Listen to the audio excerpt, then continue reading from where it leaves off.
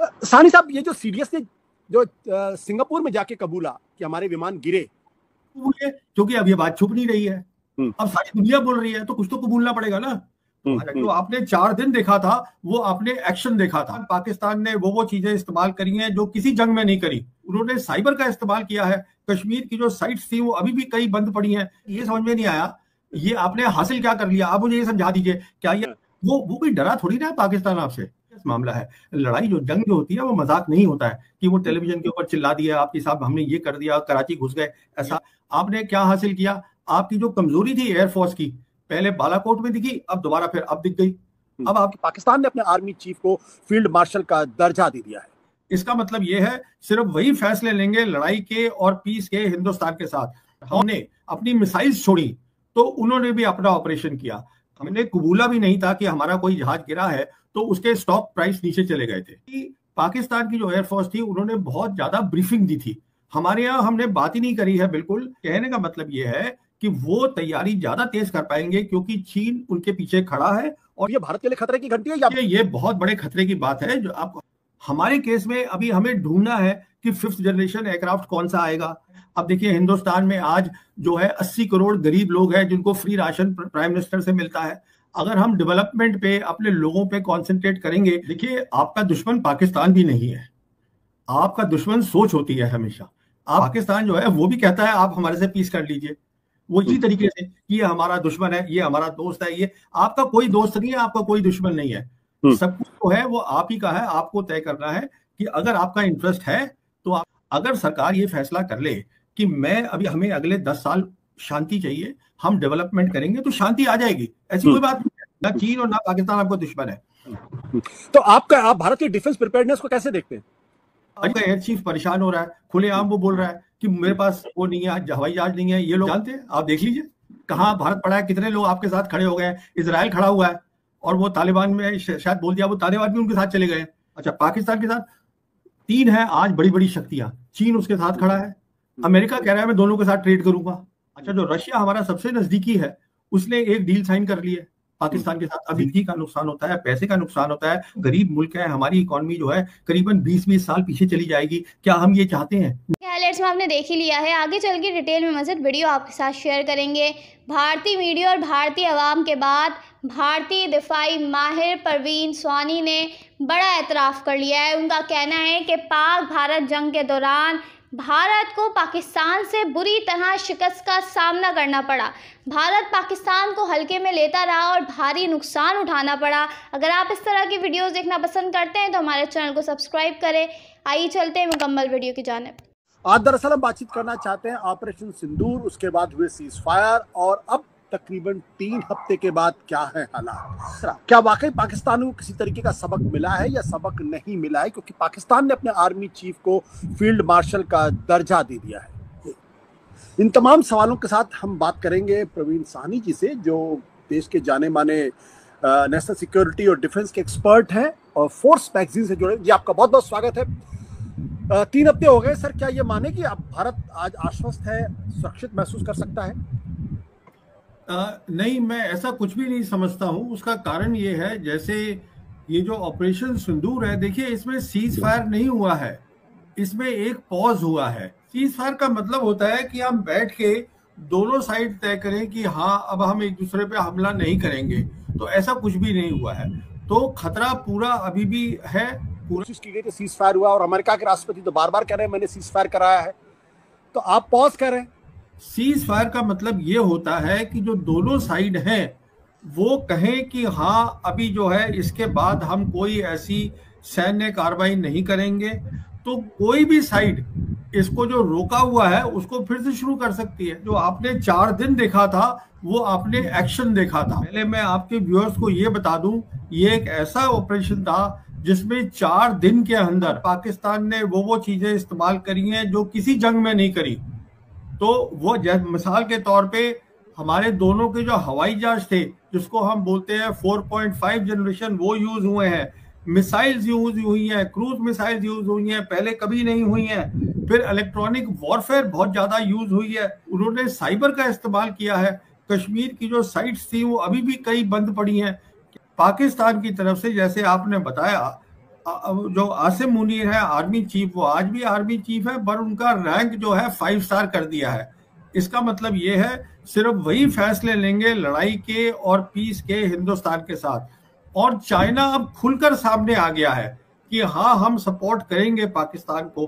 तो कहने का मतलब ये है कि ये एक बहुत टेंस सिचुएशन है, इसको आपके व्यूअर्स को समझना चाहिए। अभी कोई सीज फायर नहीं है। बिल्कुल, आपने कहा बहुत टेंस सिचुएशन है, लेकिन पॉज करने की मजबूरी कह लें या पॉज करने की जरूरत क्यों पड़ी? क्योंकि हमारे जैसे प्राइम मिनिस्टर ने या हमारी साइड जो बोल रही है, हमारा सिर्फ एम ये था कि हम टेररिस्ट इंफ्रास्ट्रक्चर को उनके घर में घुस के मारें।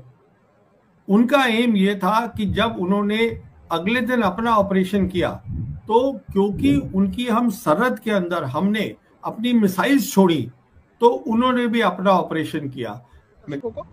देखिए, सबसे बड़ी बात इस लड़ाई की जो देखी गई है, जो अब हिंदुस्तान के chief of defence staff general Anil Chauhan ने कबूल लिया है कि हमारा रफेल या नॉट रफेल, हमारा हवाई जहाज गिरा है। कितना गिरा है उन्होंने कहा वो उसको छोड़िए। तो सबसे बड़ी बात मेरे हिसाब से इस 4 दिन के ऑपरेशन की थी कि हवाई जहाज फाइटर्स का इस्तेमाल करना, और उसका क्या नतीजा निकला। आया चीन खुल के सामने आ गया है। चीन के पास वो काबिलियत है जो अब वो पाकिस्तान को देगा, जिससे कि वो अपना डिफेंस जो है, एयर डिफेंस, उसको और तगड़ा करेंगे। तो ये बेसिकली 2 मोटी मोटी बातें हैं होगी। जो ग्लोबली इस वक्त चर्चा हो रही है वो चीन के हथियारों को लेकर चर्चा हो रही है, उसमें कितना दम है? क्या ये किसी प्रोपेगेंडा का हिस्सा है, या माना जाए कि चीन ने एक नेक्स्ट जनरेशन हथियार बना लिए हैं जो यूरोपियन कंट्रीज के लिए और अमेरिकन के लिए चिंता का सबब हो सकते हैं, या उनके हथियारों की जो क्रेडिबिलिटी है उसको सवाल खड़े हो सकते हैं? देखिए, जो चीन का हवाई जहाज है और जो मिसाइल है जिसको हम बोलते हैं, उनका हवाई जहाज था J-10 और उनकी मिसाइल थी PL-15। अब आप खुद देख लीजिए, जो डेसॉर एविएशन है, जो रफेल बनाते हैं, जब हमने कबूला भी नहीं था कि हमारा कोई जहाज गिरा है तो उसके स्टॉक प्राइस नीचे चले गए थे, और जो ये बनाते हैं J-10 उसके स्टॉक प्राइस ऊपर चले गए थे। और आप सारे जो लेख देखिए दुनिया में छपे हैं, क्योंकि पाकिस्तान की जो एयरफोर्स थी उन्होंने बहुत ज्यादा ब्रीफिंग दी थी। हमारे यहाँ हमने बात ही नहीं करी है, बिल्कुल हमारी एयरफोर्स ने कोई भी ब्रीफिंग नहीं दी है। तो उससे ये अच्छा, फिर जो फ्रेंच इंटेलिजेंस है उन्होंने भी कबूल लिया है कि हमारा एक जहाज गया है। फिर जो डेसॉ एविएशन है वो भी कबूल रहा है। अब अगर सब कबूल रहे हैं, इसका मतलब ये हुआ कि चीन का जो आज हथियार है वो मुकाबले का हथियार है वेस्ट के और नेटो के मुकाबले का। मैं तो ये कहूंगा उससे थोड़ा सा बेहतर है। आपने कहा थोड़ा सा बेहतर है, और चीन पूरी तरीके से पाकिस्तान के साथ है, तो ये भारत के लिए खतरे की घंटी है या नहीं? देखिए, ये बहुत बड़े खतरे की बात है जो आपको हमको असलियत समझनी चाहिए। और खतरा इस बात का है, मैं आपको बताता हूं, क्योंकि चीन उनके साथ खड़ा है, उनके पास सप्लाई जो है वो बहुत तेज आएगी पाकिस्तान के पास। तो इसका मतलब ये है लड़ाई की तैयारी वो जल्दी कर पाएंगे। हमारे केस में अभी हमें ढूंढना है कि 5th जनरेशन एयरक्राफ्ट कौन सा आएगा। कहने का मतलब ये है कि वो तैयारी ज्यादा तेज कर पाएंगे, क्योंकि चीन उनके पीछे खड़ा है और चीन खुल के खड़ा है।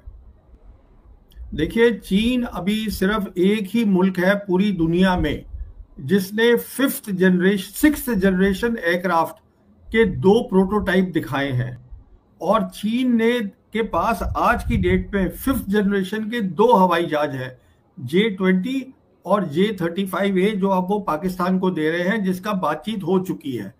तो हमें कि चीन जो है आज सिर्फ कॉपी नहीं करता है, चीन बनाता भी है नई चीजें और अच्छी बनाता है। आपका असेसमेंट चीन के बारे में क्या है?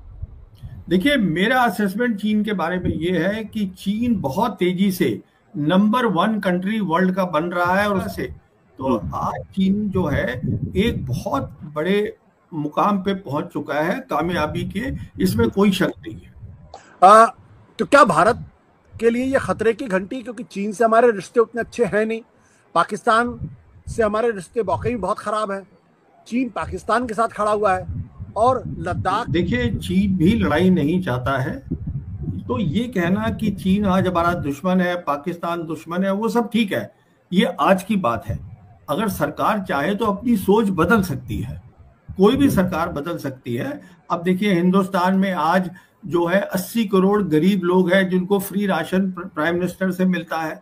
अगर हम डेवलपमेंट पे अपने लोगों पे कंसंट्रेट करेंगे तब हमें टाइम भी मिलेगा अपनी लड़ाई की शक्ति बढ़ाने के लिए भी। सवाल है आज की डेट में चीन जो है वो कॉम्पिटिटर है अमेरिका का, और अमेरिका जो है वो आज महसूस कर रहा है, उनके बहुत सारे आर्टिकल्स आ रहे हैं कि अगर लड़ाई हो चीन के साथ तो वो शायद जीत ना पाए। आपको लगता है भारत को चीन के साथ रिश्ते बेहतर करने चाहिए? और एक चीज और, अगर चीन युद्ध नहीं चाहता है तो चीन पाकिस्तान के साथ क्यों खड़ा हुआ है? क्योंकि अगर वो पाकिस्तान के साथ खड़ा हुआ तो फिर एक तरीके से हमारा दुश्मन ही हुआ। देखिए आपका दुश्मन पाकिस्तान भी नहीं है, आपका दुश्मन सोच होती है हमेशा। आप कभी भी अपनी सोच को बदल सकते हैं, अपनी फॉरेन पॉलिसी को बदल सकते हैं।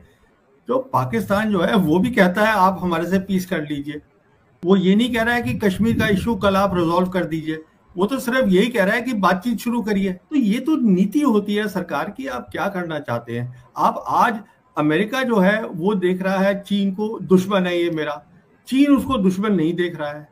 अच्छा, अमेरिका क्यों देख रहा है चीन को दुश्मन? क्योंकि चीन जो है वो कामयाब हो गया है, इसलिए वो दुश्मन बन गया है। कि ये कैसे हो सकता है कि इतनी कामयाबी कर गया, इतने मुल्क जो है ग्लोबल साउथ के आज चीन के साथ खड़े हैं उसी तरीके से कि ये हमारा दुश्मन है, ये हमारा दोस्त है। ये आपका कोई दोस्त नहीं है, आपका कोई दुश्मन नहीं है, सब कुछ जो है वो आप ही का है। आपको तय करना है कि अगर आपका इंटरेस्ट है तो आपका दुश्मन भी दोस्त बन जाएगा, नहीं तो आपका दोस्त भी दुश्मन बन जाएगा। तो जैसे कहते हैं ना कि हर मुल्क को अपना इंटरेस्ट देख रहा होता है, दुश्मन कोई नहीं होता परमानेंट। सानी साहब, ये जो सीडीएस ने जो सिंगापुर में जाके कबूला कि हमारे विमान गिरे, भारत में भी तो कबूल सकते थे, नहीं सिंगापुर जाने की क्या जरूरत है? मैं आपकी बात से बिल्कुल सहमत हूं, पर मुझे ये लगता है, देखिए पहली बात तो ये सरकार का फैसला है। अगर उन्होंने कबूला है तो सरकार ने कहा होगा आप जाके वहां कबूलिए, अपनी मर्जी से तो किया है नहीं, ये पहली बात है। अच्छा, वहां पे जो था कोई और सवाल जवाब नहीं हुआ। अगर यहाँ पे ये कबूलते, अगर ये गोदी मीडिया पे भी कबूलते तो 15 मिनट के अंदर अंदर और सवाल खड़े हो जाते, तो वो थोड़ी बात भी दब गई। तो अब ये मेरी सोच है, पर उनको वाकई उनको हिदायत मिली है कि साहब आप वहां जाके कबूलिए। क्योंकि क्यों कबूलिए? क्योंकि अब ये बात छुप नहीं रही है, अब सारी दुनिया बोल रही है, तो कुछ तो कबूलना पड़ेगा ना। ये जो मैं कह रहा हूँ जो एयर चीफ है वो बिल्कुल ठीक बोल रहा है। आज तक एयर चीफ जो है वो अपने अंदर की बात, क्योंकि he has suffered the losses, air chief ने, तो एयर चीफ क्या करेगा? एयर चीफ की समझ में आ रहा है कि पाकिस्तान के पीछे खड़ा है चाइना, और चाइना के पास सारा सामान है, वो उसको पकड़ा देगा। हमारे पीछे कोई खड़ा नहीं है, तो हमको इधर उधर ढूंढना ही है ना। जो अगर सरकार ये फैसला कर ले कि हमें अगले 10 साल शांति चाहिए, हम डेवलपमेंट करेंगे, तो शांति आ जाएगी। ऐसी कोई बात नहीं है, ना चीन और ना पाकिस्तान आपको दुश्मन है।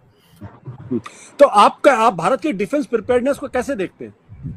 अजी साहब बहुत ज्यादा काम कर रहा है। आप एयर चीफ को ही सुन लीजिए, मैंने क्या देखना है, वो बोल ही रहा है खुलेआम। जब देखिए जो अगली लड़ाई होगी पाकिस्तान के साथ मिसाल के तौर पे, तो वो एयर वॉर होगी। अब आपका एयर चीफ ही बोल रहा है कि मुझे प्रॉब्लम है, तो अब मैं कौन होता हूँ बताने वाला डिफेंस प्रिपेयर्डनेस? वो बोल रहे हैं कि नहीं है। पर सानी साहब, अगर पॉज हुआ है तो सीजफायर भी तो हो सकता है दोनों देशों के बीच में, क्यों जंग लड़े?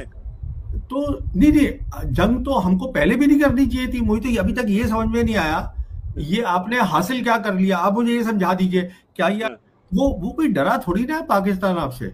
अगर उसके पीछे चीन भी खड़ा है तो वो डरा कहाँ है? तो कहने का मतलब ये है, आपने ये कर लिया, चलिए आपकी जो भी सोच है आपने कर लिया। आपने क्या हासिल किया? आपकी जो कमजोरी थी एयरफोर्स की, पहले बालाकोट में दिखी, अब दोबारा फिर अब दिख गई। अब आपका एयर चीफ परेशान हो रहा है, खुलेआम वो बोल रहा है कि मेरे पास वो नहीं है, हवाई जहाज नहीं है, ये लोग टाइम पे कोई काम नहीं करते हैं। आप ये देखिएगा कि इसके बाद कितने मुल्क आपके साथ खड़े हुए हैं, ये देखिए आप। क्या आपको लगता है कि भारत अलग थलग पड़ा है डिप्लोमेटिकली? मेरे से ज्यादा आप जानते हैं, आप देख लीजिए कहाँ भारत पड़ा है, कितने लोग आपके साथ खड़े हो गए हैं। इजराइल खड़ा हुआ है, और वो तालिबान में शायद बोल दिया, वो तालिबान भी उनके साथ चले गए हैं।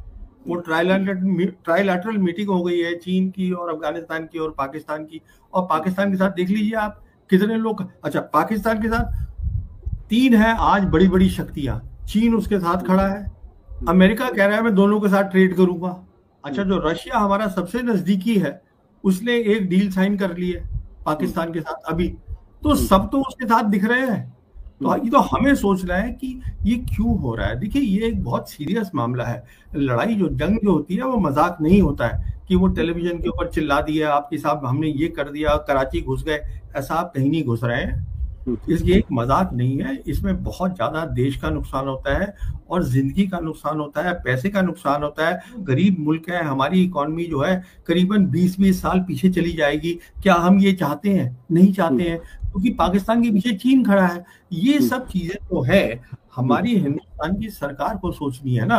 अब इसमें मैं क्या बता सकता हूँ आपको। सानी साहब, बहुत बहुत शुक्रिया। बहुत बेबाकी से आप बातें करते हैं और बहुत बहुत हिम्मत के साथ बात करते हैं। बहुत बहुत शुक्रिया, धन्यवाद, नमस्कार। जैसे कि आपने भारतीय मीडिया का रिएक्शन देखा, अगर आप भारतीय मीडिया का रिएक्शन देखना और सुनना पसंद करते हैं तो हमारे चैनल उज्जैन क्रिकेट को लाजमी सब्सक्राइब कर लें। अगली वीडियो में आपसे मुलाकात हो।